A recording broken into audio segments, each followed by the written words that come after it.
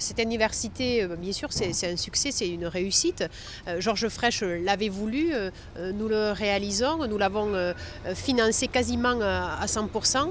C'est à la hauteur de l'héritage sur la connaissance, sur l'excellence scientifique dans la médecine de Montpellier, mais c'est surtout un temps d'avance. Nous donnons à Montpellier, à l'ensemble de ses étudiants, un temps d'avance pour faire en sorte que l'excellence médicale elle puisse continuer.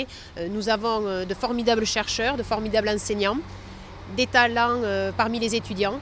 Donc à travers cet équipement de 45 millions d'euros, eh bien c'est la faculté de médecine du 21e siècle qui va permettre en effet à Montpellier de pouvoir rayonner à l'échelle internationale. Le paradigme initial n'est pas l'innovation, même si elle y est, mais ce n'est pas ce qui a motivé ma vision du bâtiment. C'est essentiellement de créer cette transition entre cette université de médecine ancestrale de Montpellier et comment la porter sur le futur en lui gardant sa symbolique essentielle. Donc c'était ça le défi, c'est comment créer une modernité en respectant la tradition et l'histoire de cette université prestigieuse. Si j'y suis arrivé, c'est très bien.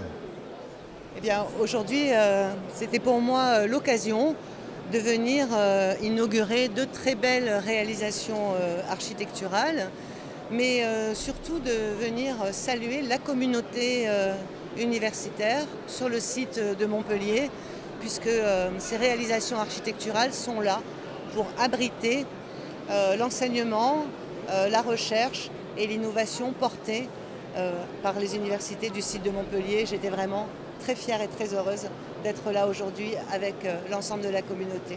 Enfin, c'est une satisfaction de voir que les étudiants sont rentrés, qu'apparemment ils s'y trouvent bien. Et c'est peut-être la meilleure récompense que je peux avoir. J'ai voulu évoquer tout ce qui représente l'histoire de la faculté de médecine avec les grands visages de Rabelais, de tous les grands professeurs qui ont été l'âme de cette université, et de lui donner des couleurs un petit peu traditionnelles, celles qu'on trouvait autrefois dans les lieux d'enseignement, de manière à montrer qu'il y avait au-delà de l'enseignement proprement dit, une vision symbolique qu'il fallait absolument conserver.